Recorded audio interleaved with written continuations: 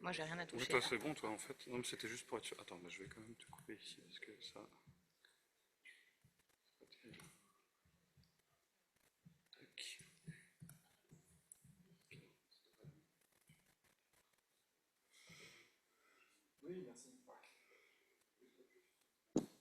C'est bon.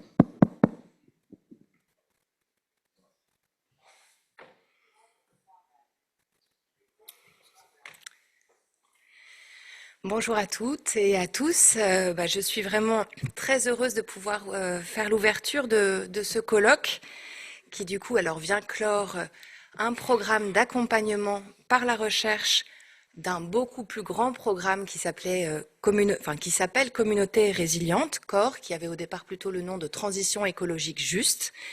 Alors moi j'y interviens à double titre parce que je suis chercheuse à l'IRD et aussi parce que je suis coprésidente du GEMDEV, la fédération de recherche qui a du coup réalisé cet accompagnement par la recherche. Alors, un mot d'abord rapidement sur le GEMDEV qui a été créé. C'est une fédération de recherche qui est une des plus vieilles fédérations de recherche en sciences sociales en France. Elle a été créée en 84.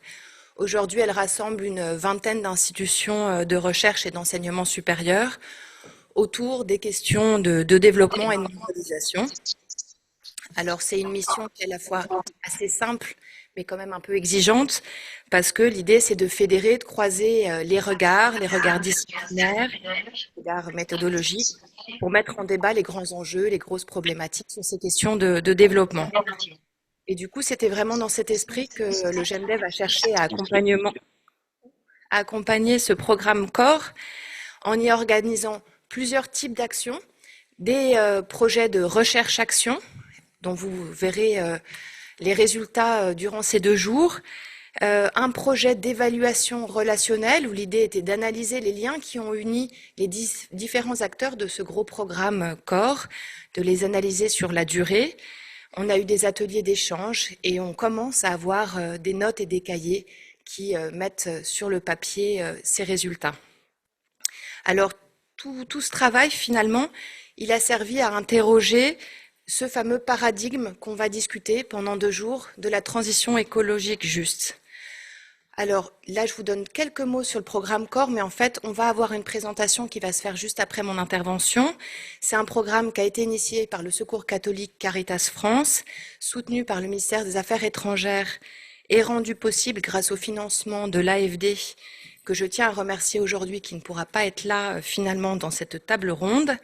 Et ce programme, si je ne me trompe pas sur les chiffres, associe une grosse vingtaine, 23 partenaires un peu partout dans le monde, dans 18 pays, en Afrique, en Amérique latine, en Asie, au Moyen-Orient. Et l'idée du programme, c'est vraiment de promouvoir des modes de vie, des modes de production et de consommation qui concilient impératif écologique et impératif social, tout en donnant la place centrale aux populations les plus vulnérables. Et voilà, ce détail sera présenté tout à l'heure. Mais nous, on va revenir un petit peu sur ce qui nous réunit, sur cette question centrale, c'est finalement qu'est-ce qu'apporte ce paradigme, cette notion de transition écologique juste et comment on peut la mettre en pratique. Alors, on peut réfléchir à ça déjà en revenant sur la filiation des concepts. On peut penser à la notion de développement durable qui avait été développée dans les années 90, qui visait finalement à articuler les dimensions écologiques, économiques et sociales, mais qui a souvent peiné à dépasser le simple affichage. Vous avez la notion de croissance verte, beaucoup plus économique, qui a cherché à réconcilier croissance économique et question de durabilité, mais dont les présupposés restent très discutés. Vous avez une autre notion aujourd'hui très discutée depuis les années 2010 de transition énergétique et qui est souvent associée à cette notion de transition juste, qui est portée par l'OIT, par exemple, à la COP 21.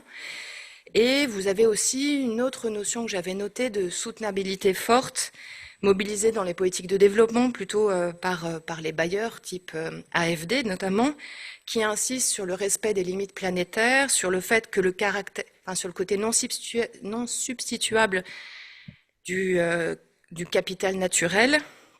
Mais finalement, cette notion de transition écologique juste, elle reprend certains acquis de ces différentes notions, mais elle introduit quand même une inflexion qui est majeure, puisqu'elle va articuler explicitement écologie et justice sociale. Et elle va vraiment inviter à dépasser les discours pour entrer dans une question des pratiques. Et du coup, c'était ça le fil directeur, c'est pour ça qu'on a choisi ce titre, d'ailleurs pour le colloque, c'est comment croiser les savoirs et construire l'action.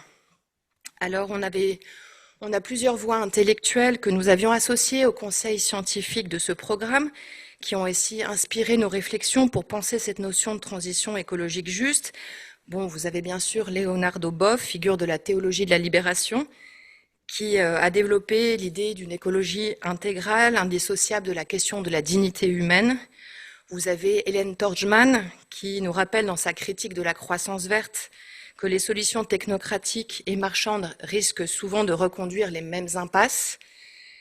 Dans cette notion de transition écologique juste, vous avez aussi, et peut-être surtout, en tout cas quand elle a été pensée et mise en œuvre dans ce programme, c'était l'esprit de Laudato Si, qui est une encyclique du pape François, qui appelle aussi à une écologie intégrale, qui soit attentive aux plus vulnérables, qui refuse de séparer questions d'environnement des questions de justice et de dignité humaine.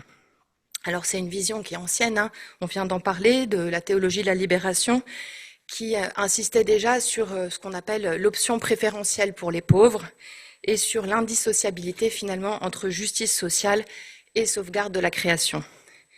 Mais on sait aussi bien sûr que dans toutes ces notions, ces paradigmes qui sont utilisés, il y a des tensions, il y a des ambiguïtés. Vous avez des acteurs qui utilisent ces notions, je pense par exemple à des auteurs comme Stiglitz, qui était économiste en chef du FMI, qui ont émis de nombreuses critiques sur les politiques de développement imposées au nom du progrès que ces notions apporteraient. Vous avez surtout beaucoup de chercheurs en sciences sociales, des Sud comme des Nord, qui ont souligné les risques que le développement durable ou la croissance verte finalement ne deviennent que des simples mots d'ordre, sans effet concret, voire des instruments de légitimation pour des structures de pouvoir totalement inchangées. Et aujourd'hui, toujours, vous avez beaucoup de penseurs contemporains qui rappellent, je pense à Nancy Fraser par exemple, que le capitalisme a une capacité étonnante à finalement récupérer ses idéaux, d'écologie et de justice pour mieux finalement se maintenir. Voilà, ça c'était un peu l'idée de base qu'on voulait lancer aujourd'hui. Et du coup, l'enjeu de nos débats, il est double finalement, et c'est penser cette notion de transition écologique juste, mais aussi penser sa mise en pratique, ses mises en pratique, avec l'idée de croiser les regards. Parce que finalement, il y a des institutions, des chercheurs qu'on représente aussi pour le GEMDEV, des ONG, des partenaires des Sud qui eux-mêmes représentent ou doivent faire porter la voix des communautés qu'ils côtoient au quotidien. Et bien, tous ces mondes, chacun finalement détient une part de la réponse. Et c'est dans ce dialogue qu'on peut peut-être voir émerger des voies nouvelles. Donc, c'était une façon d'introduire cette première séance, d'entrer dans le vif du sujet. Aujourd'hui, ce matin, on est d'abord dans un aspect plus institutionnel, c'est-à-dire que l'idée, c'est de questionner nos invités pour leur demander un peu qu'est-ce que cette notion, ce nouveau paradigme de transition écologique juste, a fait concrètement à leurs institutions. Quelles sont les difficultés qu'ils ont rencontrées? Est-ce qu'il y a quelque chose de nouveau par rapport à l'utilisation, peut-être avant, d'autres notions? Avant de leur laisser la parole, je vais les présenter, comme ça vous les connaîtrez. J'ai Alice Bochet, j'avais commencé par Alice, je vais faire un petit signe, voilà. Alice Bochet, qui représentera le SCCF, qui est ingénieur à l'école centrale et à l'AgroParisTech et qui a travaillé 15 ans d'abord à l'international sur les 5 continents et dans les domaines plus spécifiquement de l'eau et de l'assainissement, qui est revenu en France, qui s'est formé à la permaculture, à l'économie sociale et solidaire, et avant de prendre la direction d'une association de lutte contre la précarité à partir de l'agriculture urbaine. Et finalement, après une formation au campus de la transition, elle a rejoint le Secours catholique pour coordonner ce gros programme qui nous réunit aujourd'hui de communautés résilientes. À ses côtés, vous avez Rosène Rongma, de Caritas Mimensing, excusez-moi pour l'accent, au Bangladesh. Alors, elle vient d'être nommée directrice régionale par intérim, devenant ainsi la première femme à occuper ce poste depuis la création de l'antenne. C'est un moment qui est important pour Caritas Bangladesh. Et auparavant, elle était chef de projet en charge des questions de genre, travaillant sur la promotion de l'égalité et de la lutte contre les violences faites aux femmes. De l'autre côté d'Alice, nous avons Paolo Peterson, qui est le coordinateur de l'association pour une agriculture familiale et agroécologique, ASPTA, j'utilise l'acronyme, je ne sais pas parler brésilien, et qui est président de l'association brésilienne d'agroécologie. Il est très engagé de longue date et sur différents sujets, il pourra peut-être nous en parler, sur cette idée, sur cette volonté de promouvoir l'agroécologie et l'agriculture familiale au Brésil et même au-delà. Alors, est-ce qu'en ligne, j'ai pas vérifié, nous avons bien Nicolas Gracio? Oui, bonjour, je suis en ligne. Je ne sais pas si vous m'entendez. Mais surtout, on vous voit pas. Alors, la caméra est pilotée par le service Zoom. Donc, je peux pas l'ouvrir moi-même, Hop, ah oui, mais je vais mais essayer. je suis avec vous. Vous m'entendez? Oui, très bien. Très bien. Je vais chercher après quand même pour qu'on on puisse vous voir. Donc, Nicolas Gracio est directeur de recherche à l'IRD, directeur adjoint de l'Institut des géosciences et de l'environnement à Grenoble, délégué à la science de la durabilité en zone intertropicale, géomorphologue spécialiste des dynamiques fluviales, estuariennes et littorales. Il a passé plus de 10 ans aussi à l'étranger, à l'international, en Guyane, au Mexique, au Vietnam, où il a cofondé le Centre asiatique de recherche sur l'eau. Et il est également cofondateur, je vous invite à aller voir, du MOOC des rivières et des hommes et de l'atelier Mater sur les transitions bas carbone. Et donc à l'IRD, il intervient particulièrement sur ces questions de transformation socio-écologique et Nicolas interviendra au nom de l'IRD, portera la voix de l'IRD dans cette table ronde. Et enfin, il n'y avait pas d'ordre particulier, excusez-moi, on accueille Tancred Voiturier, qui est économiste au CIRAD et aussi chercheur associé à l'IDRI. Alors l'IDRI, c'est l'Institut du développement durable et des relations internationales. Ses travaux portent sur les effets du commerce international sur le développement durable et sur le financement de la décarbonation des filières agricoles. Il est basé à Paris maintenant, après des expatriations professionnelles au Nigeria et en République dominicaine. Donc voilà, je crois que vous avez toute notre table ronde de présenter. Donc maintenant, on va commencer tout d'abord par une présentation qui va se faire à deux voix entre Alice et Paolo et Rosen sur qu'est-ce que ce programme Communauté résiliente dont on parle. Et ensuite, on fera des tours de table en quelques séquences pour questionner qu'est-ce que ça fait, cette idée de transition écologique juste à nos institutions qui étaient engagées dans le programme. Merci beaucoup.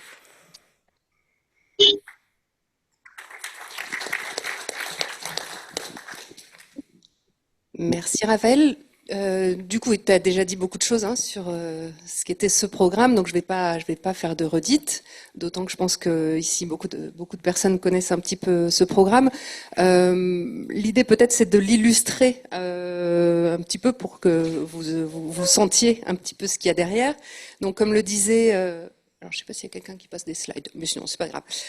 Comme le disait Raphaël, ce programme réunit donc 18 pays, si c'est possible. Oh, c'est juste. Merci. Donc 18 pays, sur donc 4 pays en Amérique latine, on a 7 pays au Sahel essentiellement. En Asie, nous avons l'Inde, le Bangladesh, le Vietnam et la Birmanie. Et la France, qui est vraiment partie prenante de ce programme, vous le comprendrez certainement plus tard. Donc voilà, donc ça c'est déjà pour illustrer un petit peu le périmètre géographique. Comme le disait Raphaël, l'idée effectivement c'est de travailler sur cette notion de transition écologique juste à partir et avec les personnes. C'est-à-dire que là on est vraiment au centre avec les communautés qui sont accompagnées et actrices de ce programme.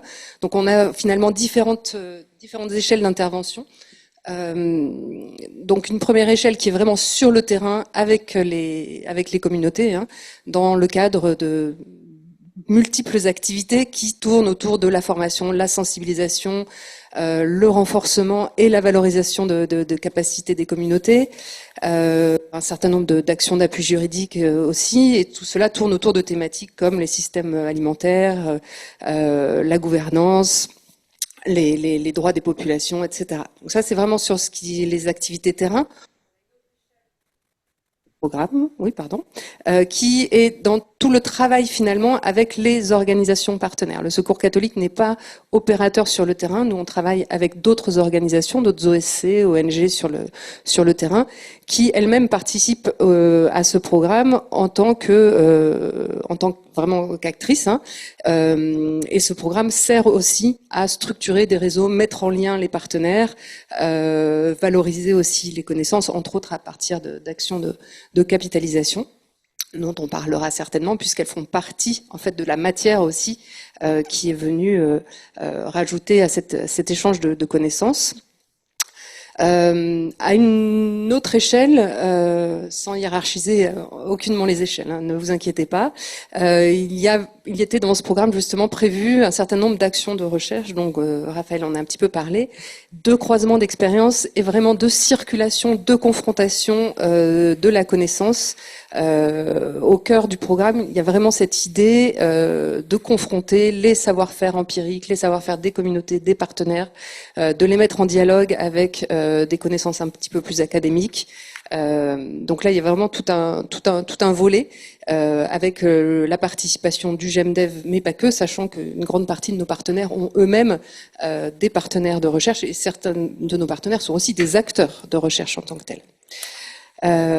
Et un dernier volet qui est le volet vraiment un peu plus politique, qui est un volet de communication et de plaidoyer, puisque effectivement avec tous ces acteurs et toutes les actions dont j'ai parlé, l'idée est vraiment de pouvoir promouvoir un nouveau modèle, que ce soit à différentes échelles, hein, locales, régionales, internationales, de défendre le droit des communautés, mais aussi, et ça en ce moment on est en plein travail et bientôt il y aura la sortie d'une étude sur le lien entre écologie et pauvreté portée par le Secours catholique et un certain nombre de partenaires, pour vraiment faire le lien et montrer ces liens-là et essayer de faire changer un certain nombre de choses au niveau des politiques publiques. Donc voilà, ça c'est un petit peu les échelles d'intervention que je voulais vous mentionner. Et je vais donner la parole maintenant à Paolo et Rosen pour illustrer aussi au niveau régional, au niveau terrain, comment s'est décliné ce programme autour d'un certain nombre de thématiques. Donc voilà, peut-être que Paolo va plus précisément vous parler d'agroécologie et de biens communs, Rosen certainement de droits des populations autochtones et des droits fonciers, qui font partie des thématiques abordées, mais pas les seules. On a aussi beaucoup parlé de migration environnementale dans ce programme. On a aussi parlé de comment construire des villes résilientes. Voilà, donc un programme foisonnant, vous le verrez. Mais je laisse la parole à Paolo et Rosen.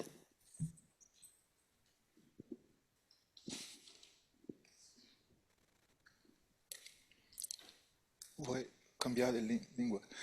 Bueno, voy cambiar de língua, una transición ecológica justa del lenguaje. Gracias al traductor muy profesional, que está muy buena la traducción. Entonces, no sé para ustedes. Bueno, primero agradecer la invitación de estar aquí. De hecho, estamos delante de un programa muy desafiante de nivel global, que parte de algunas premisas fundamentales de la necesidad, primero, de definición muy clara, muy objetiva, do que hablamos cuando decimos transición. ¿Está bien? ¿No? Une minute. It seems that there Não is há no tradução em translation. francês.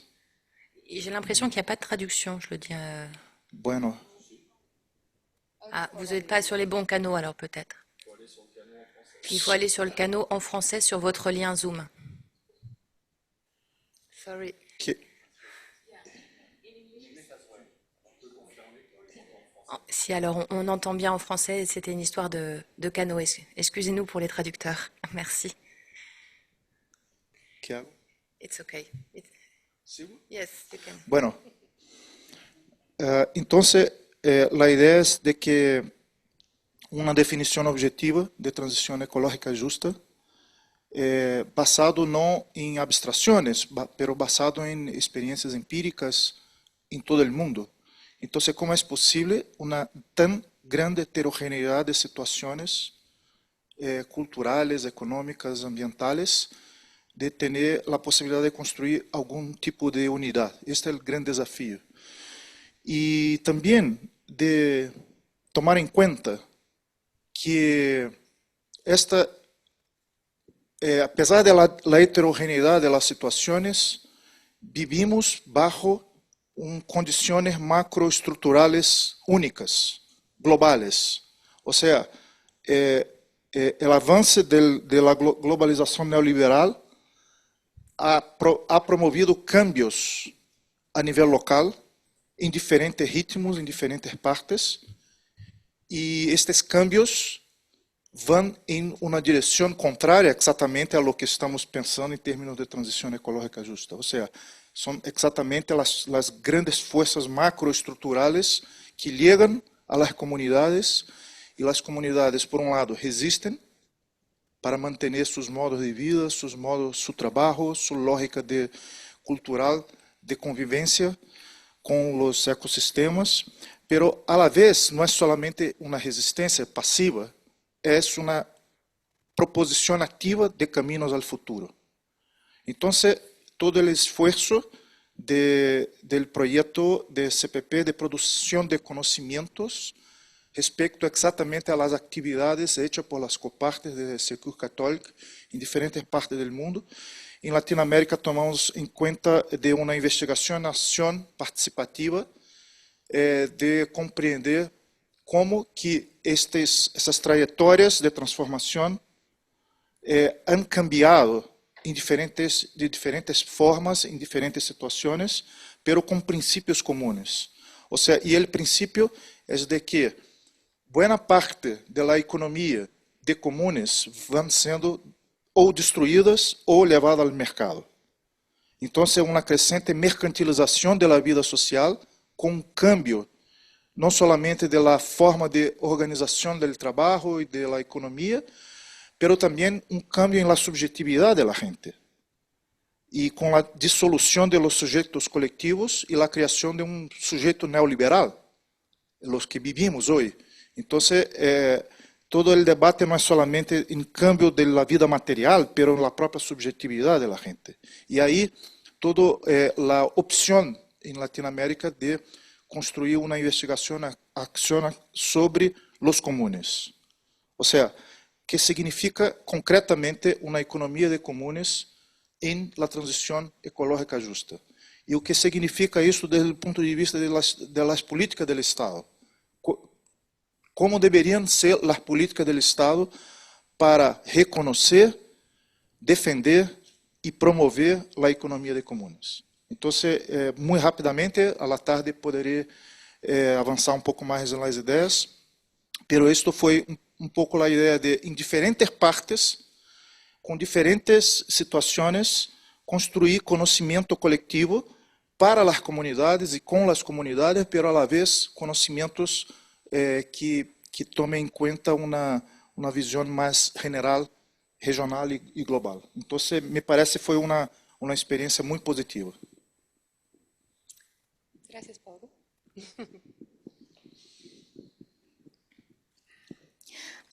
Distinct. Switch to English now. Yeah.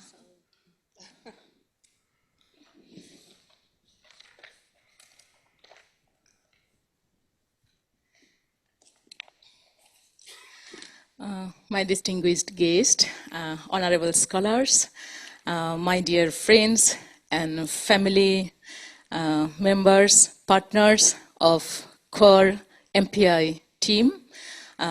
Warm greetings from Bangladesh. I'm Roji Rongma, working as an acting regional director of Caritas Bangladesh in Mymensingh region. I am really honored today to be here and also to be part of this program. I'm so happy and glad. This is the first time of my visit, and while I'm representing Caritas Bangladesh, I'm also represent my community. I belongs to Garo indigenous community of Bangladesh, the northwest of Bangladesh, and which is a matriarchal society, and I think this is one of the rare community of the world. So I'm also proud of that.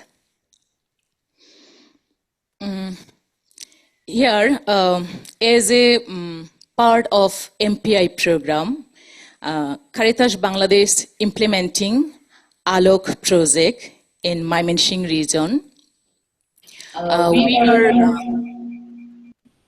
We are working with 22,000 indigenous community people in Mymensingh in 17 sub-districts under 6 districts. This project is being started with the true needs of the community, and this project has 2 components. One component is land rights of indigenous people, and another component is ecological transition. So through this project, we are implementing different type of activities in grassroots level. You know, Bangladesh is a disaster-prone area, and it ranked 7th as a disaster risk-prone country of the world, as the report of Global Climate Index 2021. In my area, the indigenous community are facing different type of challenges, like land grabbing or occupation, and land false deeds, and deforestations, and also my community people are most vulnerable due to climate change impact, like flood, flash flood, and deforestation, and also food insecurity as well. So as a part of MPI program, through ALOK project, is being implemented with the funding support of SSCF, and implementing by Caritas Bangladesh Mymensingh region. Through this project, we are implementing different type of activities to promote the rights of indigenous land rights, and also to empower and to empower them so that they contribute in their territory to build the fair ecological transition. So in this forum, I'd like to share some key focus interventions, such as through this ALOK project, in Mymensingh, we are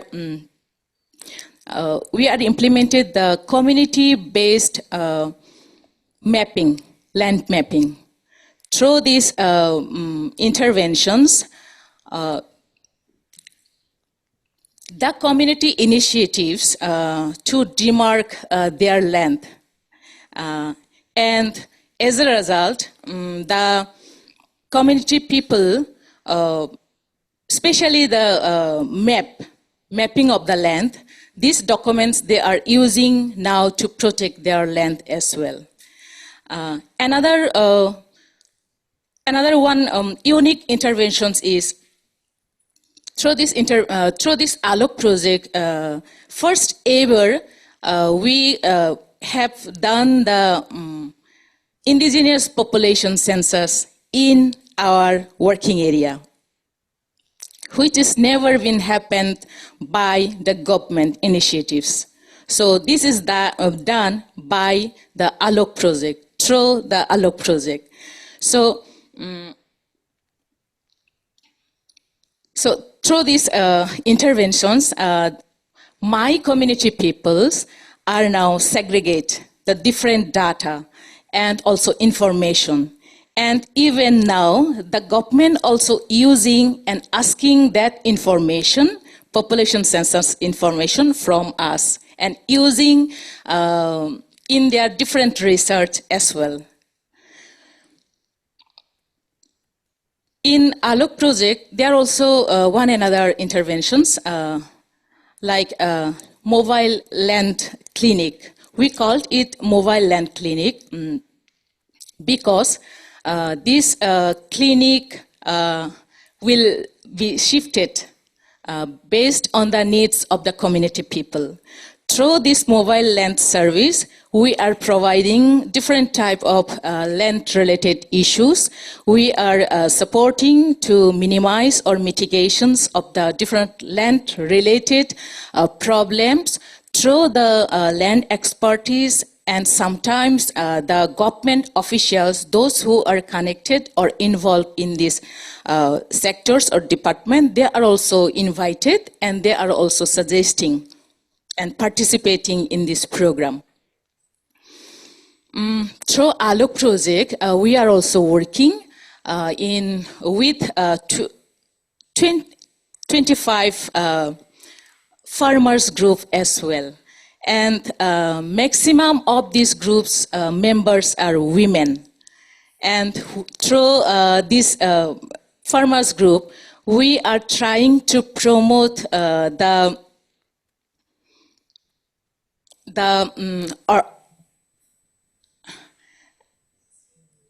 sustainability agriculture as well, and also we are trying to promote the collective farming, and also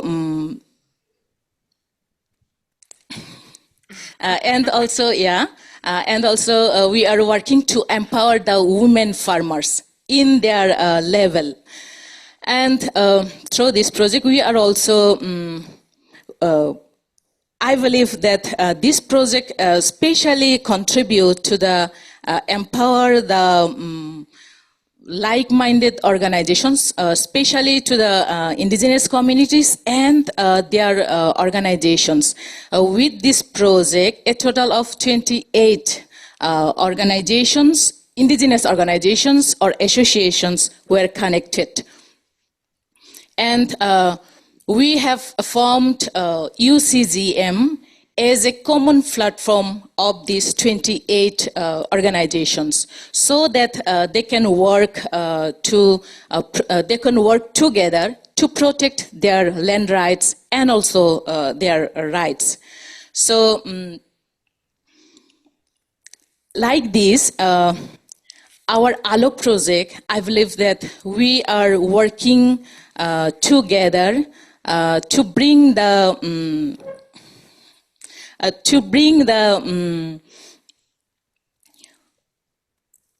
good society in future for the next generation as well. We are contributing also to build a fair ecological transition.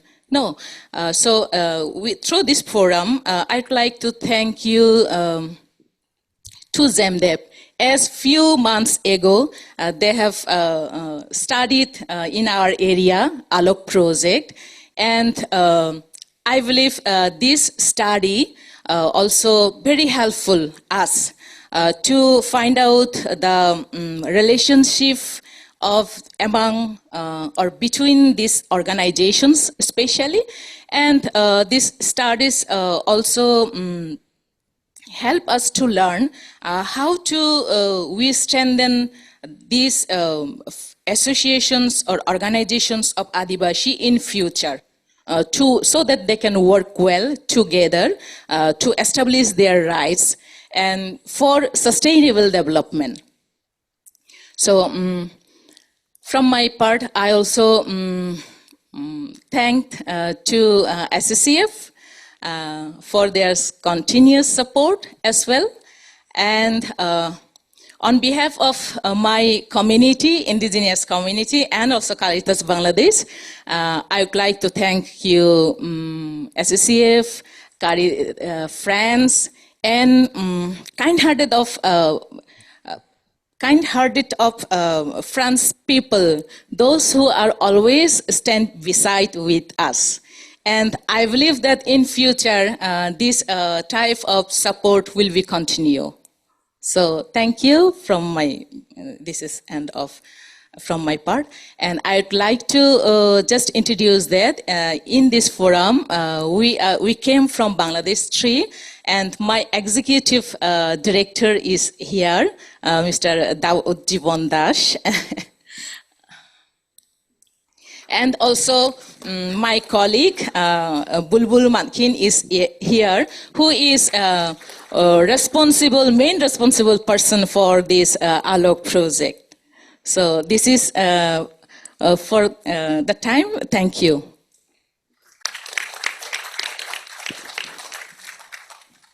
Merci beaucoup pour ces remerciements. Vous aurez l'occasion d'écouter les travaux qui ont été menés et de rencontrer un peu plus les collègues qui ont été cités. Merci pour vos présentations.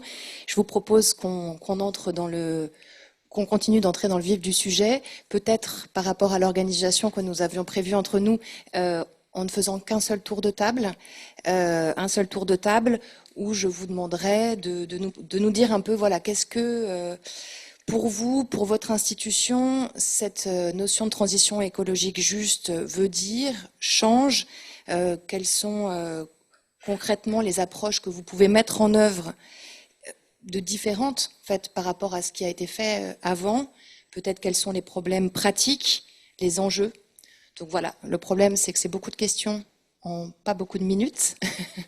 Donc je vous demande de faire aussi un peu attention pour qu'on puisse avoir aussi un échange ensuite avec la salle. Je propose peut-être de commencer par Nicolas, qui n'a pas encore été en Crète, qui ne sont pas encore intervenus. Je vais couper pour que vous puissiez voir Nicolas Gracio. Je vous laisse la parole et je vais vous donner un peu de visibilité. Merci beaucoup.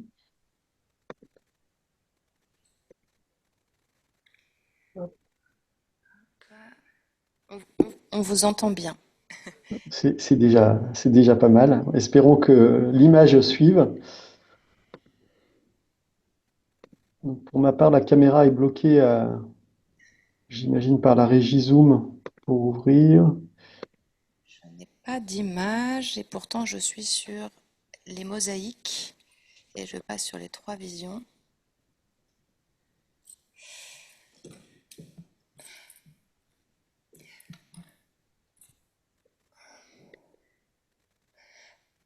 Donc, tout à l'heure, vers 9h30, j'avais ouvert ma vidéo.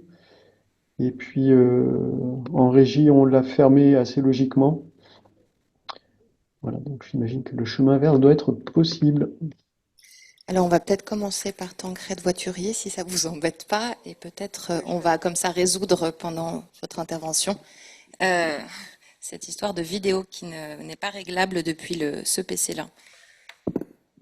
Merci Raphaël, bonjour à toutes et tous. Je vais mentionner quelques points à titre plus personnel qu'institutionnel et je laisserai Jean-Michel et Eric compléter. Ils sont plus savants que moi et à la fois sur le sujet ce que porte l'institution, mais pour autant par mon parcours au CIRAD, qui est un centre de recherche que vous connaissez, et à l'IDRI, qui est un think tank, je voudrais juste souligner quelques points pour débat et pour éventuelle controverse et désaccord de votre part. Sur la transition écologiste, juste.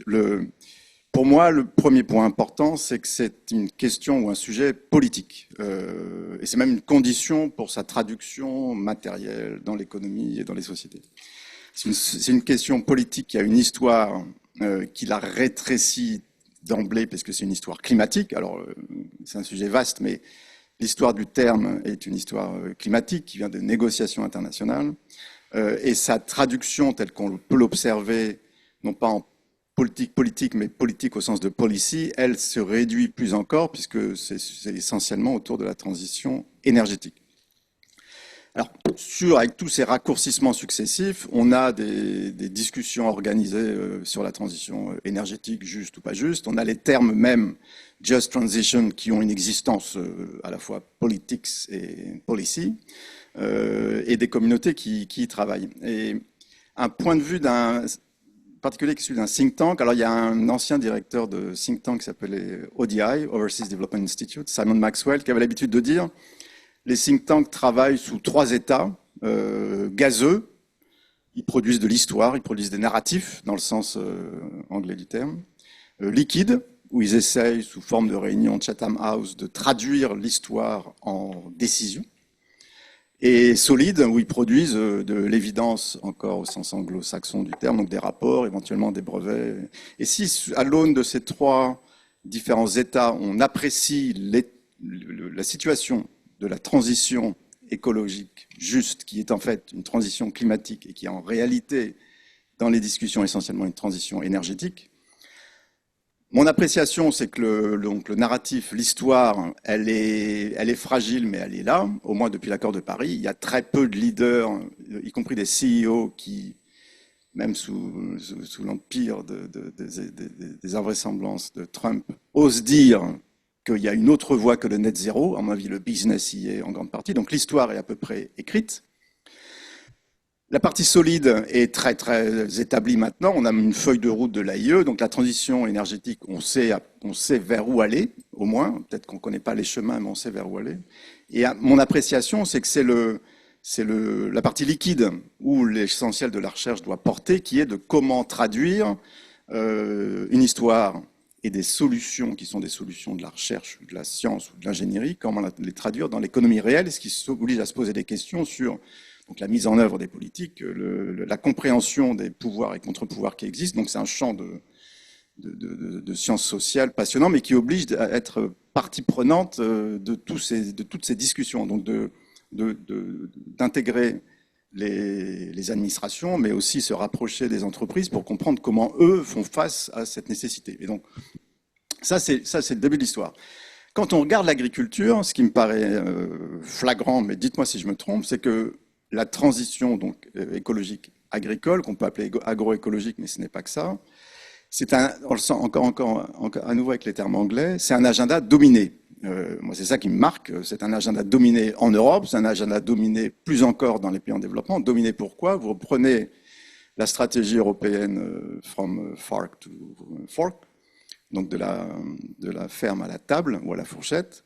Vous aviez 27 textes prévus, donc pour les non-européens, 27 textes qui étaient prévus dans cette stratégie. Il y en a seulement 12 qui ont été présentés au Parlement, et l'essentiel a été détricoté ou a été refusé. Et un des derniers textes qui est passé, c'est une directive. Donc dans la granularité européenne, la directive, c'est à peu près ce qu'il y a de plus mou, parce que ça va être traduit dans des législations nationales. C'est une directive dite du petit déjeuner qui actualise les règles d'étiquetage et de composition du miel et de la confiture. Donc vous voyez qu'entre le net zéro agricole et la composition du miel, c'est super important, la composition du miel, je suis le premier à le dire, mais il y a eu des combats politiques qui font qu'on voit à l'évidence que l'agriculture est un agenda dominé. Alors, à mon avis, là, ce qui est intéressant, c'est de se poser la question de pourquoi. Moi, je vois plusieurs réponses. À nouveau, j'aimerais bien vous entendre là-dessus, à travers vos expériences. La première, c'est qu'on ne peut pas réduire la transition écologique à l'énergie, à l'identique dans l'agriculture. D'abord, il y a plusieurs champs. Donc, il y a la biodive qui est beaucoup plus saillante comme question dans l'agriculture que ça ne l'est dans l'énergie. Or, la mauvaise nouvelle, c'est qu'on a des trade-offs, donc des effets adverses de la production agricole sur, d'un côté, la biodive et de l'autre, de l'énergie. Si vous voulez avoir du production de lait net zéro, il faut de l'élevage intensif. Si vous voulez de la biodive, il faut de l'élevage extensif. Donc, qu'est-ce que vous faites? Donc, on voit que c'est plus compliqué. Il n'y a pas qu'un gaz, il y en a deux au moins, il y a le méthane.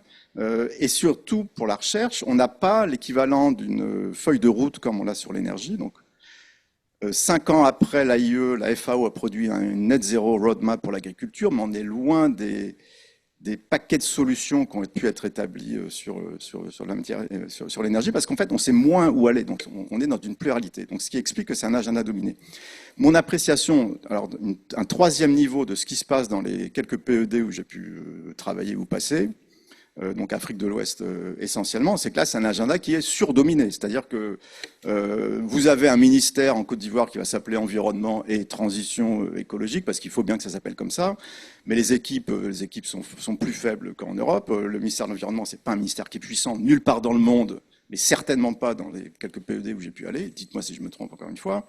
Le ministère de l'Agriculture n'a pas la position d'importance qu'elle peut avoir en Europe dans ces pays, parce qu'après, justement, structurel, ils ont été très faibles. Donc l'état des forces politiques est tel que si on reprend les trois états gazeux, liquides, solides, c'est dans ces trois états qu'il y a un combat à mener pour qu'il y ait un début de transition écologique.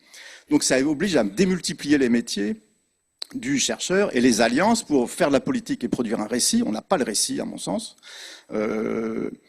Créer des plateformes pour qu'on ait des discussions politiques, qu'on entende les lobbies et qu'on fasse du contre-lobbying, ça n'existe pas, pas aussi bien que sur l'énergie.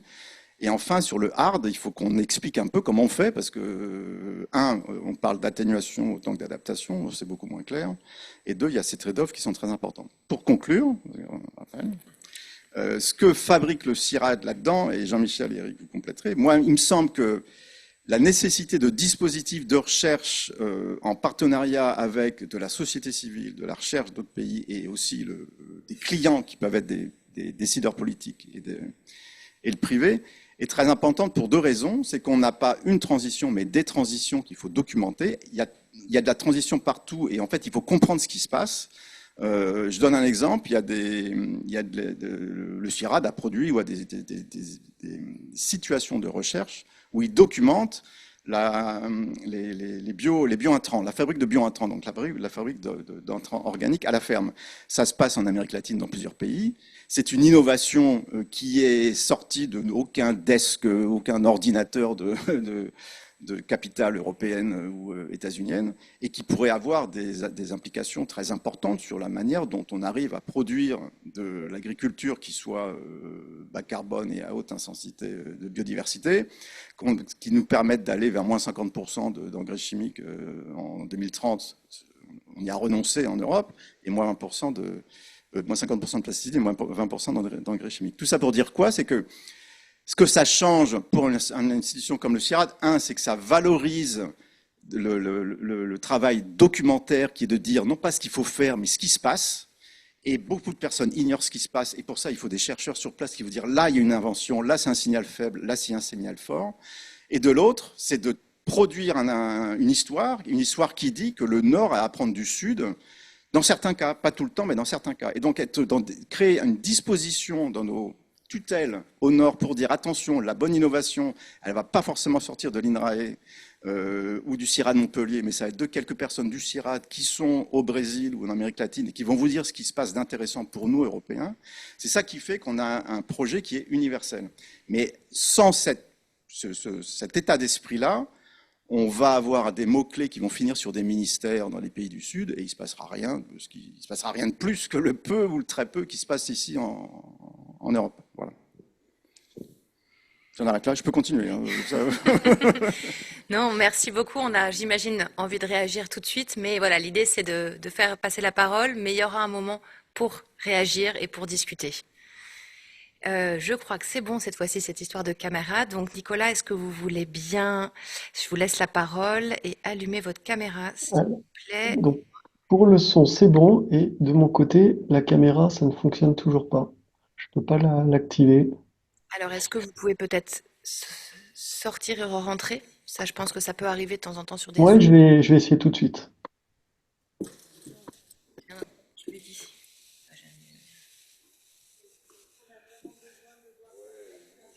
Bah oui, si, c'est un intervenant quand même. Ouais. Sinon, on risque d'avoir le problème pendant les 2 jours. Donc, c'est quand même dommage pour ceux qui n'ont pas pu venir. Il s'est Pour déconnecté? Oui, et il revient. D'accord.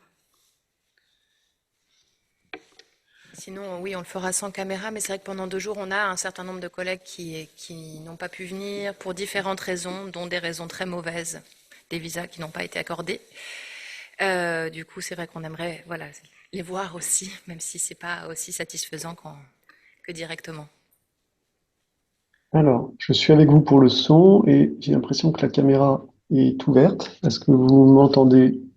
Alors oui, mais c'est un grand écran noir. Alors, pourquoi est-ce que C'est c'est... votre écran, mais il est noir. Il y a pas de raison.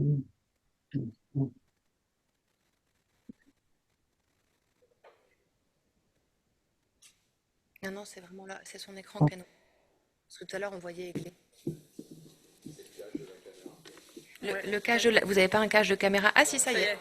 Ah, magnifique. Par contre, est-ce que vous m'entendez toujours? On vous voit et on vous entend. J'ai des effets de retour de son, mais on va essayer de faire avec. Euh, Vous m'entendez? Vous pouvez confirmer et il n'y a pas trop de retour son? Non, tout est bien. On vous voit bien et on vous entend bien. Ok, très bien. Tout d'abord, merci beaucoup pour l'invitation à prendre part à cette conférence de restitution. Je regrette beaucoup de ne pas être avec vous parce que, à titre personnel et évidemment à titre institutionnel, les problématiques de transition juste sont des points qui nous intéressent au premier chef. Je vais faire une intervention la plus concise possible pour vous donner un petit peu l'évolution de l'IRD au cours de ces dernières années et comment effectivement elle s'articule beaucoup avec les questions qui ont été soulevées dans les premières interventions. Donc l'IRD, simplement pour les personnes qui ne le connaissent pas, c'est un institut qui peu ou prou est assez similaire au CIRAD au niveau de son statut au niveau français et de ses missions. Avec si on peut simplifier, le CIRAD est beaucoup tourné sur les logiques d'agriculture, d'agroécologie, et l'IRD embrasse d'autres secteurs qui peuvent être dans le domaine des géosciences, dans le domaine de la santé large, de la sociologie, etc. Mais je dirais que c'est vraiment deux instituts qui sont partenaires et qui ont une grande habitude en fait de travail avec les pays des Suds. L'IRD, vieux de 80 ans, en fait, est un institut qui a des implications dans 50 pays, avec 35 représentations dans l'espace de la zone intertropicale et qui regroupe plus de 2000 personnes. Alors, au-delà des chiffres, en fait, je pense il y a un virage qui a été très significatif, qui a été pris il y a quelques années, je dirais autour de 5 à 7 ans maintenant, avec l'inscription dans la politique de l'établissement. Alors, d'une part, c'est une femme qui le préside depuis maintenant 2 mandats. Je pense que c'est pas totalement anodin dans l'ouverture. Et d'autre part, il y a une montée en puissance de ce qu'on appelle la science de la durabilité, en français, la Sustainability Science. Et pour faire très court, cette science promeut une approche qui serait en anglais Problem Driven Science, donc la science des solutions qui, partant d'un problème défini, essaye d'agréger l'ensemble des compétences et des parties prenantes nécessaires pour le résoudre. Et c'est tout à fait intéressant parce que pour reprendre un des éléments qui a été souligné dans la première intervention de notre collègue hispanophone, effectivement, la définition d'un problème, en général, elle s'inscrit dans un espace territorial. Elle peut avoir, en général, elle a l'émergence d'une solution, elle relève d'une hétérogénéité de point de vue qui ne relève pas uniquement de la science académique telle qu'on peut la pratiquer, et particulièrement en géosciences dont je dépends, mais plutôt du croisement des regards et du croisement des savoirs. Les savoirs scientifiques tels qu'on les connaît, mais également les savoirs autochtones, les savoirs traditionnels. Et je trouve que effectivement, un fil conducteur pertinent proposé, c'est arriver à juxtaposer ces problématiques, ces problématiques, en fait, ce constat de la richesse de l'hétérogénéité des solutions et des situations dans le monde, et arriver à produire du consensus au niveau planétaire parce que, comme l'indique l'ensemble des limites planétaires, elles nécessitent la constitution d'un compromis, la mise en marche d'une feuille de route sur laquelle chacun des pays propose un effort proportionné sur la résolution des difficultés en lien aux limites planétaires, qu'il s'agisse du changement climatique, mais aussi de l'érosion de la biodiversité, de l'acidification des océans, bref, des 9 limites planétaires qui ont été référencées, répertoriées. Voilà, donc c'est vrai que cette inscription, finalement, dans la question de bien bénéficier des hétérogénéités, mais d'arriver à constituer une unité, je la trouve intéressante. Et de ce point de vue, pour faire un petit peu le lien avec des aspects plus personnels sur le développement de l'atelier participatif Mater en 180 minutes, que l'on a développé depuis quelques années, qui s'intéresse aux transitions bas carbone et énergétiques. On s'était appuyé en termes de socle pédagogique sur un article de Mike Hulme, qui est géographe à Cambridge, et dont le titre de l'article reste très très porteur de mon point de vue. C'est One Earth, Many Futures, No Destination. C'est-à-dire qu'en réalité, nous sommes toutes et tous dépendants d'un seul système Terre pour des contraintes biophysiques auxquelles on ne pourra pas s'extraire, mais nous envisageons de nombreux futurs et en réalité, on les explicite rarement, si bien qu'on n'arrive pas à une destination unique. Et ce point d'ancrage me semble assez intéressant. Alors pour clore cette introduction, c'est vrai que parmi tous les concepts qui ont été soulignés, la transition énergétique, la soutenabilité forte, la transition écologique juste, etc., finalement, il me semble que les instituts qui viennent s'enrichir des points de vue croisés et des savoirs pluriels tels qu'on peut les connaître dans les différents pays de la planète sont probablement les instituts qui vont développer le plus de capacité à promouvoir une forme de robustesse et robustesse parfaitement attendue dans un monde en polycrise, puisqu'on ne peut pas définir par avance quel type de crise va nous toucher. Donc là, je reprends les concepts proposés par un collègue biologiste, Olivier Amand, sur ces notions en fait de compréhension de la performance, non plus de l'excellence, non plus sous le prisme de la performance, mais plutôt sous le prisme de la robustesse. Et qui dit robustesse dit capacité à se nourrir de cette hétérogénéité de points de vue. Voilà. Merci beaucoup, Nicolas. C'était très intéressant. Je remercie aussi Tancred, parce que je ne l'ai pas fait tout à l'heure, concentré sur mes histoires de vidéos.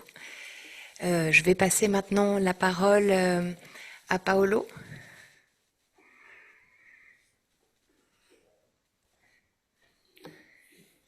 Avec une petite attention, là, pour vous trois qui êtes déjà intervenus, à essayer bien tenir la montre pour qu'on ait un temps d'échange. Donc, 5 minutes, mais pas plus, s'il vous plaît.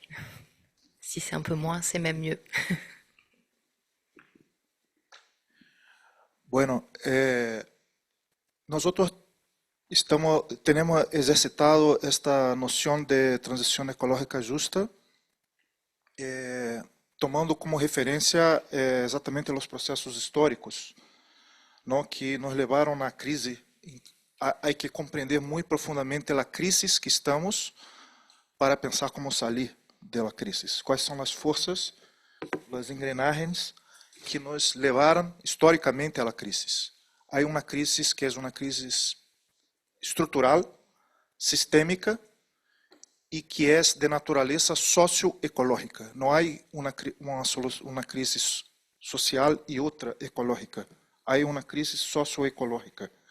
Então, é muito certo de tomar em conta que a transição deve ser ecológica e justa. Isto é fundamental porque para termos um diagnóstico perfeito da situação, se queremos sair de ella. Este é um primeiro elemento. Muitas vezes se pensa soluções fragmentadas em sectores, como os ODS. São 17 ODS, para cada ODS há soluções específicas, em geral, soluções tecnológicas por meio do mercado. Entonces, el tema nos traslada para la cuestión de gobernanza.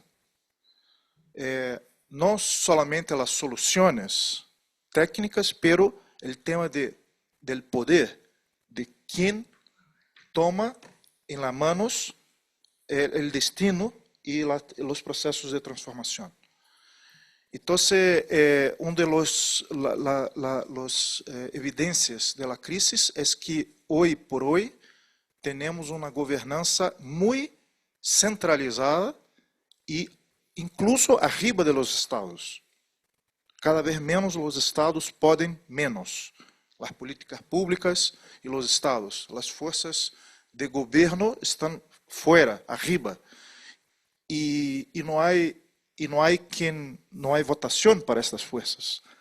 Hay un proceso absolutamente antidemocrático, porque quien nos gobierna no son electos.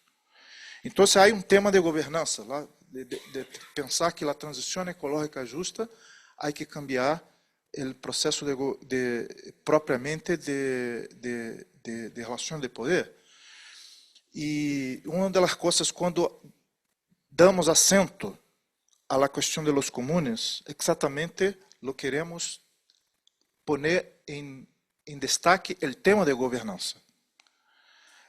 Porque los comunes son construcciones sociales y que exigen gobernanza policéntrica.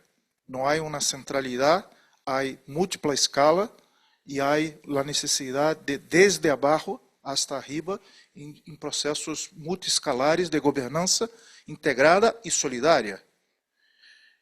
Orientadas por princípios e valores. Então, é totalmente distinto de uma perspectiva que hoje nos governa por uma globalização neoliberal, onde a lógica, os processos de transição e as próprias soluções propostas para a crise não cambia o processo de governança. Ou seja, então, não se trata de discutir soluções técnicas ou tecnócratas, se trata de discutir as relações de poder e como, a partir de um câmbio da relação de poder, se genera soluções de abaixo arriba, porque tampouco há uma ruta de câmbio, uma hoja de câmbio única. Há que exatamente compreender que há uma heterogeneidade de situações e os processos devem ser construídos desde abaixo. Então, é exatamente o que procuramos verificar em la CPP, como que as próprias comunidades se mobilizam, primeiro, para resistir às forças de desarticulação, pero a la vez como proponer trajetórias, não, de reconstrução de um processo de transição ecológica justa. Então, me assento neste debate tem muito mais que ver com relações de poder em la transição ecológica justa do que propriamente em busca de soluções sólidas, muito sólidas, pero controlados por los mismos atores que nos trouxeram a crise. Então, este tipo de solução não nos levará à la salida da crise. Merci beaucoup, Paolo. Alice, et puis Rose terminera. Merci. Alors, peut-être, je vais faire un petit pas de recul, puisque la question aussi était un petit peu comment la transition écologique juste était vue par l'institution. Donc moi, je représente le Secours catholique, et c'est peut-être aussi important de partager pourquoi finalement le Secours catholique s'intéresse à cette question-là. En fait, depuis sa création, le Secours catholique s'intéresse aux causes et à la résolution des causes de la pauvreté. Et je pense que c'est ça qui est important, c'est qu'aujourd'hui, si on s'intéresse à cette question, c'est parce qu'en fait, on se rend compte tout simplement qu'il y a un lien très fort entre écologie et pauvreté.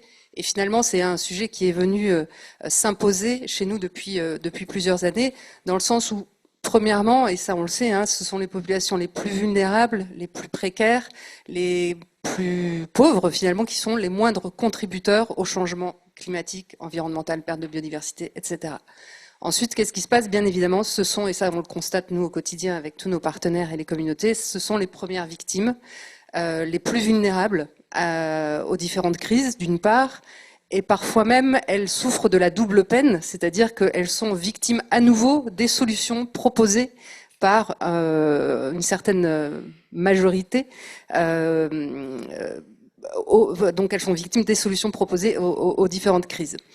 Et ça, tout le monde l'a dit, et je pense que c'est vraiment partagé. Pour autant, elles ont des solutions qui existent, des solutions à apporter. On a parlé de croisement des savoirs, et là, on est vraiment au cœur de la discussion, c'est-à-dire que toutes les solutions, que ce soit techniques, en termes de gouvernance, en termes de gestion des ressources, il y a des tas de schémas, de propositions qui existent, qui sont aussi invisibilisés, et que il faut absolument mettre en avant. Et là aussi où nous, on se rend compte en tant que Secours catholique, avec notre présence en France, c'est que finalement cette question n'est pas juste une question nord-sud, c'est vraiment une question de modèle de développement, parce qu'on le voit aussi en termes de pauvreté sur notre territoire, qu'il y a exactement les mêmes problématiques de vulnérabilité par rapport aux changements environnementaux et climatiques. Donc ça, c'était un petit peu pour remettre en contexte pourquoi le Secours catholique s'approprie et s'interroge sur ces questions. Et ça fait partie, on va dire vraiment, nous, de notre ADN, de parler des personnes, de parler de cette transition différenciée selon les pays, selon les communautés. On a à la fois une double vision qui est vraiment une vision d'approche systémique de la gouvernance des territoires, dans un souci de justice sociale, mais vraiment sur cet enjeu de différenciation de cas. Il y a autant de cas qu'il y a de territoires, qu'il y a de communautés. Donc vraiment, nous on insiste sur le fait qu'il n'y a pas un modèle de développement, mais il y a des transitions, et que ça, on peut uniquement travailler ça en multi-acteurs pour confronter justement les savoirs, les savoir-faire, pour que les uns inspirent les autres, pour que les uns bousculent les autres, et en gardant vraiment toujours en fil rouge, et ça c'est vraiment quelque chose qui est important, et on parlera des objectifs de développement durable après, c'est que le développement des uns ne peut pas se faire évidemment au détriment des autres. Donc voilà, donc ça c'est vraiment quelque chose qui est très important pour nous en termes d'institutions, et tu en as parlé tout à l'heure, Raphaël. On a aussi la chance finalement, toutes ces intuitions, de les avoir vues écrites dans un texte qui est quand même assez fondateur, qui est l'encyclique Laudato Si, qui parle effectivement des multiples crises et du fait que tout ça, que tout est lié. Et par rapport à la question que tu posais de comment en fait cette notion de transition écologique juste est aussi venue bousculer cet enjeu d'objectif des développements durables, là je rejoins complètement Paolo, c'est que nous on pense effectivement que cet enjeu de transition écologique juste est venu instiller, en tout cas est venu rajouter une notion très forte qui est la notion de rapport de force. On parle de justice, donc forcément on parle de rapport de force, on parle d'approche par les droits, et aussi cette nouveauté qu'il y a dans la transition écologique juste par rapport aux objectifs de développement durable, c'est que cette transition écologique juste est incarnée. Pour nous, les objectifs de développement durable sont complètement désincarnés. On ne parle pas de lien social, on ne parle pas de spiritualité, on ne parle pas de dignité, on ne parle pas de savoir, on ne parle pas de savoir-faire, on ne parle pas des populations, et on ne parle pas justement aussi de ce lien intrinsèque entre l'humain et la nature. Donc voilà, ça vient prendre vraiment une dimension beaucoup plus forte qu'une vision effectivement aussi un petit peu technocratique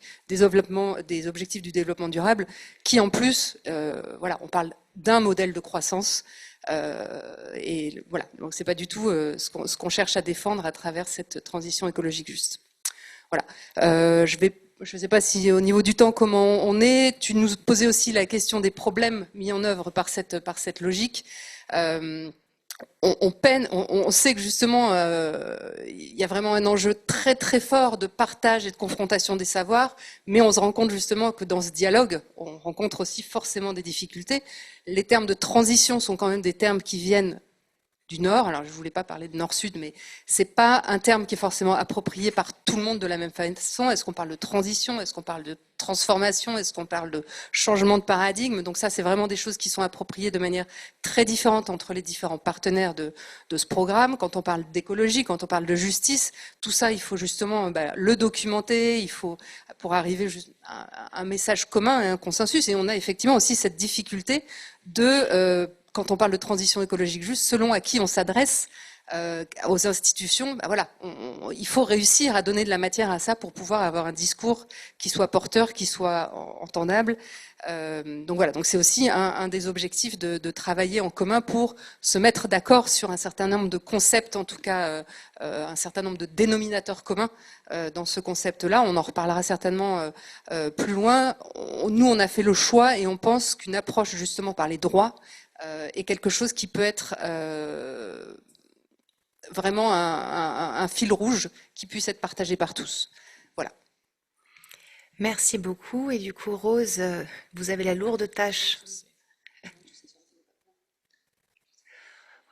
Voilà, vous pouvez encore dire quelque chose, mais vous nous avez déjà présenté un peu le rôle de Caritas Bangladesh. Peut-être quelques mots quand même pour nous dire qu'est-ce que l'introduction, ce paradigme de transition écologique juste a pu transformer dans votre institution, tout en faisant un peu attention au temps pour qu'on ait ensuite le temps d'échanger avec la salle. Voilà, merci.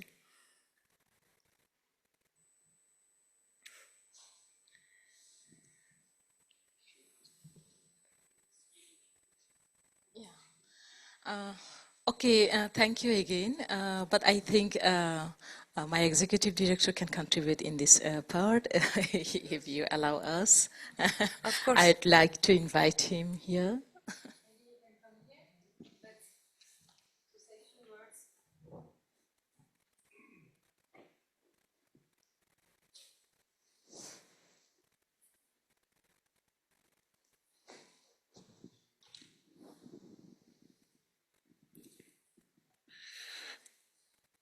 Yeah, thank you. You're welcome. Good morning all. Yeah, I'm from Caritas Bangladesh. My name Daud Jibon Das, and currently working as executive director of the organization. Yeah, Caritas Bangladesh is an organization of Catholic Bishop Conference of Bangladesh, and before Bangladesh we started development intervention in Bangladesh when it was Pakistan. So in 1968, Caritas Pakistan started development intervention, and when the country became independent in 1971, we became as Caritas Bangladesh. And in 1970, there was a devastating cyclone in the south coastal part of the country, and in one night, 500,000 people died. In one night, 500,000 people died. So it's a disaster from country, and a devastating cyclone, floods, river erosion. Every year, 5 to 6 big disaster the people faces. It's a small country, but full of population. More than 180 million people live in a small land there. And Bangladesh is the most low-lying country among the South Asian countries. So all water, when there are heavy rains in Pakistan, China, Nepal, India, all water goes through Bangladesh to the Bay of Bengal, the sea. So every year, half of the country underwater. And when people are everywhere people, so in a small land, 180 million plus people live. So every year, millions of people underwater or faces the devastating cyclone, disaster, river erosion, and other natural calamities as well. And you know the current political situation in the world as well.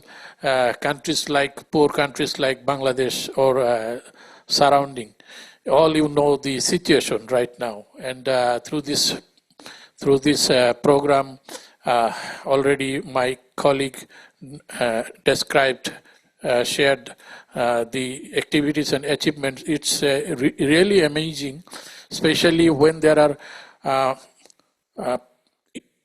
in Bangladesh, the indigenous people has less identity. In some area, they do not have identity as well, and due to unrest, political situation, social unrest situation, as well poverty, all around the country, the people, those who are living in the forest or in the hills or in the corner border and near to the sea and river, they are forgotten by the central government. So always the poor remain in the corner, and the indigenous communities, they do not have identity, and the government sometimes deny the indigenous people they are staying in Bangladesh even. So through this program, we have some big achievement, I can say, because when we implemented the mapping of lands with inheritance and also the indigenous people living there for hundreds of years, when the land mapping completed and there was some advocacy and networking program with the local government as well with the central government, there was several programs under these ALOK projects. So the government also started recognizing or started communicating or corresponding with the indigenous communities through these projects. 28 like-minded organizations also come under a network, and those who are advocating in the cities and towns and with the local and central government, which is also making some good impact. Through this program, the agricultural groups, they are much more organized right now, and they're using the vermicompost, or they're saving the ecology through their intervention, making the natural agricultural activities, ensuring marketing as well. So women groups are now has a sustainable livelihood options, and when there are sustainable livelihoods, that makes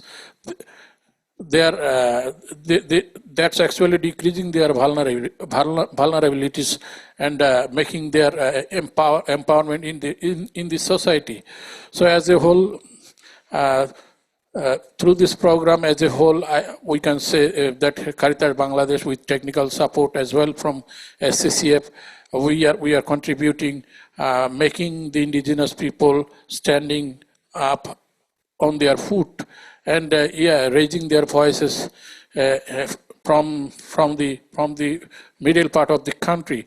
And nowadays we are observing that also government is taking or accepting our land information, our indigenous population census for their program and for their development intervention. So there are some social safety net program as well. Previously it was not accepted by the government that indigenous people will be included. Now they are also incorporating the project participants into their program. So it's started, the good points, good things started through this NPI core program and ALOK projects, and hopefully in future Caritas Bangladesh will contribute more in a large. Thank you. Thank you.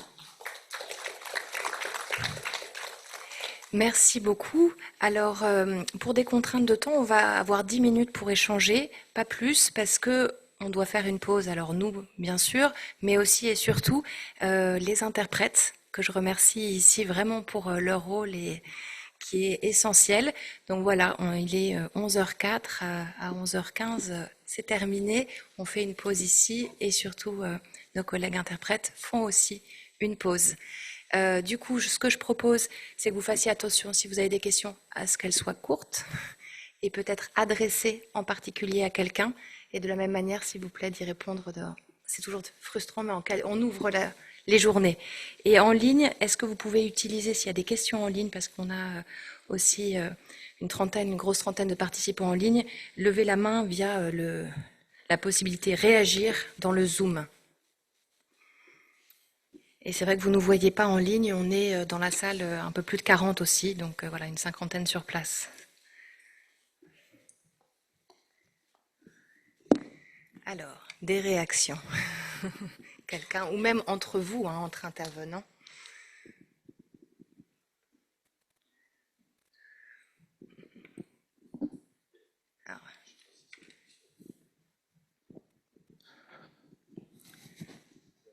Alors j'en profite, c'est Hussam El Najjar, qui est un collègue de l'université de Gaza, qui vous pose islamique de Gaza, qui vous pose une question.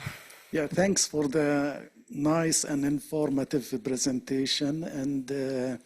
But still, I have some question because I was surprised of the changes in Bangladesh. As my colleague, she said, most of the participants of the project in this transition, ecological transition, are ladies.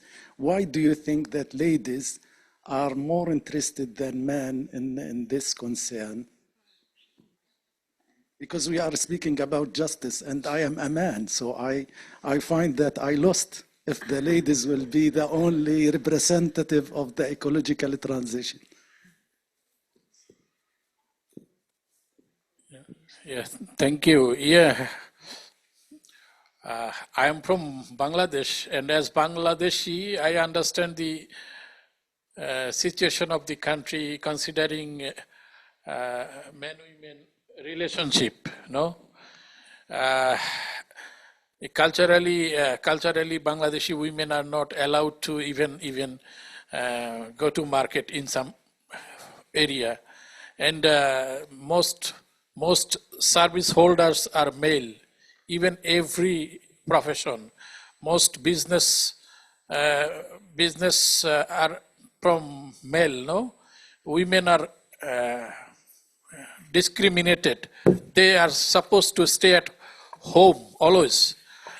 Even in market, in offices, in factories, or in economical zone, even for social perspective, they are denied by the majority of male. So we are supporting to create a just society as well, by participation, by position, by participating in social, in cultural, in political stage as well. So through this project, we are bringing women to contribute in development, as they have lots of potentiality. Why all will stay at home only, but they should contribute for the development of their society and the country as well. So government also in some cases, government also has some good intention, but the majority of people yet to stand up for these actions. So from our organization, from Caritas Bangladesh, and our technical partners, all we wish to have a equal and just society, to give them, to award the society. We bring in front the women. Thank you. Merci. Alors, oui. Non, pour la traduction. Alors, c'est Rima Aoui, qui est professeur à l'Université Vasai Saint-Quentin de l'UMI Source, Voilà, et qui est au GEMDEV avec nous. Merci beaucoup. Ma question est simple, rapide, et peut-être la réponse un petit peu plus longue. Je voulais savoir si vous pouviez nous donner des exemples, des illustrations de solutions qui sont proposées par les victimes des différentes crises qui sont invisibilisées. Donc je reprends votre phrase. Est-ce que voilà, on peut avoir quelques exemples?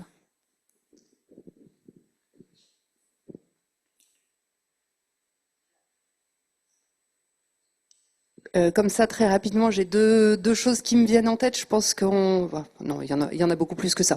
Déjà, je pense qu'on peut parler quand même de tout ce qui est solutions très pratiques agroécologiques sur le terrain. On a quand même énormément là pour le coup de partenaires et de communautés qui ont des modèles d'agriculture familiale qui qui sont certainement à exploiter beaucoup plus et à creuser beaucoup plus. Donc on a d'ailleurs, en particulier au Sahel, des communautés de pratiques qui essaient de documenter, de diffuser un certain nombre de pratiques. Roselle nous a aussi parlé de tout ce qui se passait au Bangladesh. Je pense qu'en Amérique latine, on peut énormément parler de la préservation des semences, de comment ils fonctionnent effectivement pour diffuser et commercialiser aussi à travers un certain nombre de marchés territoriaux. Enfin, tous ces fonctionnements en fait à ces échelles-là.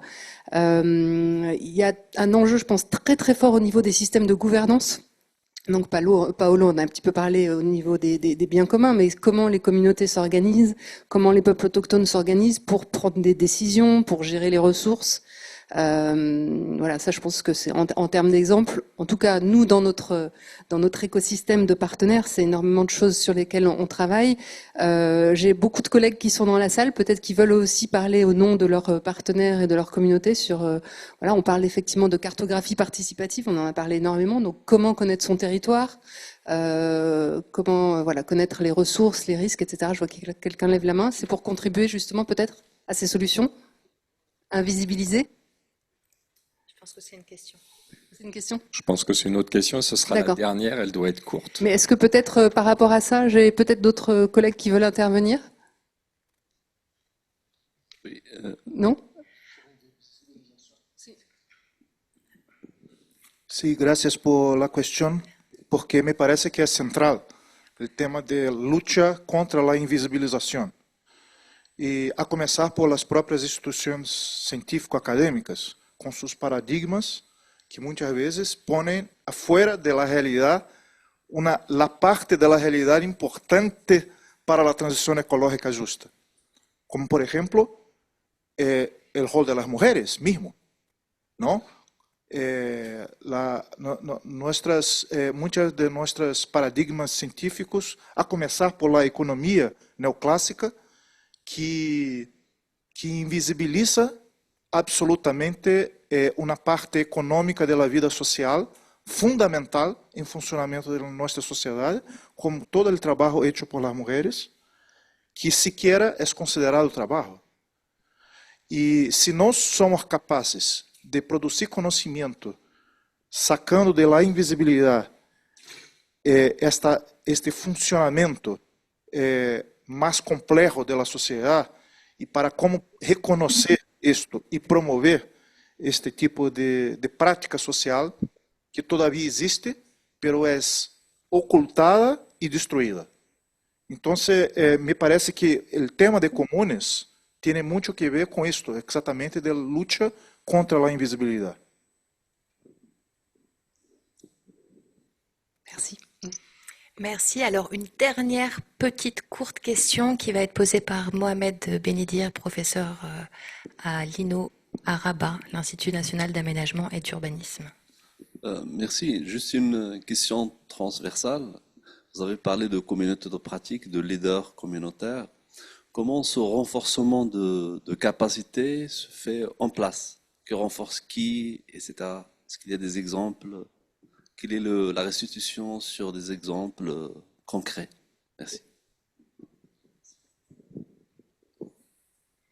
Elle s'adresse à quelqu'un en particulier, cette question? Ou je veux bien aussi en parler, même si, encore une fois, je ne suis pas forcément la mieux placée, puisqu'on a effectivement des partenaires et des collègues dans la salle. Est-ce que quelqu'un veut intervenir là-dessus? Alors, si je reprends votre question, c'est comment pratiquement on met en œuvre ce genre de communauté de pratique? C'est effectivement, alors c'est aussi pour ça qu'on est sur des processus sur le temps long, c'est des rencontres, énormément de rencontres. Alors je pense que c'est effectivement une des originalités de ce programme qui nous permet, et ça c'est, j'ai envie de dire, c'est un luxe, et je pense que c'est quelque chose auquel on n'est pas habitué, c'est de pouvoir faire se rencontrer des personnes d'horizons très très différents, que ce soit justement des personnes au niveau de la recherche académique, justement aux communautés et des femmes agricultrices, etc. Donc ça se passe par des rencontres physiques, ça se passe par des webinaires, ça se passe par des circulations de documentation, ça se passe par des capitalisations, ça se passe par voilà, il y a un nombre infini de moyens pour mettre en œuvre ces contacts. Mais voilà, je pense que le cœur, c'est l'échange et la possibilité qu'on a de pouvoir faire le lien avec... J'aime bien utiliser le mot écosystème parce qu'on parlait, je ne sais plus qui parlait de robustesse. Mais moi, je pense que justement, en ce qui concerne le partage des connaissances, les communautés de pratique, il faut avoir une diversité d'acteurs. Et c'est aussi grâce à ça qu'on va avoir cette robustesse. Et je pense que c'est typiquement une des forces d'un programme comme ça, c'est de pouvoir faire du lien entre toutes ces personnes-là. Et effectivement, on utilise de la rencontre, on utilise des outils numériques, on utilise tout un tas de choses. Et effectivement, après, ça se traduit par des productions à beaucoup de niveaux aussi, hein. Ça peut être des rapports de recherche, ça peut être des rapports de capitalisation, ça peut être des fiches à destination des communautés. Enfin, voilà. Je ne sais pas si j'ai répondu à votre question, mais voilà, ça passe par beaucoup de créativité. Il y a des programmes de radio, il y a des choses comme ça aussi qui fonctionnent beaucoup au niveau des communautés sur le terrain. Voilà. Je vois que Maria, tu voulais intervenir. Maria Rosset, Chanu du Secours catholique, qui coordonne avec assistante avec Alice Bochet. Alors oui, du coup, chargée de suivi, évaluation et apprentissage pour ce programme. Et voilà, un exemple concret qui me vient en tête, c'est par exemple avec nos partenaires TAM en Palestine.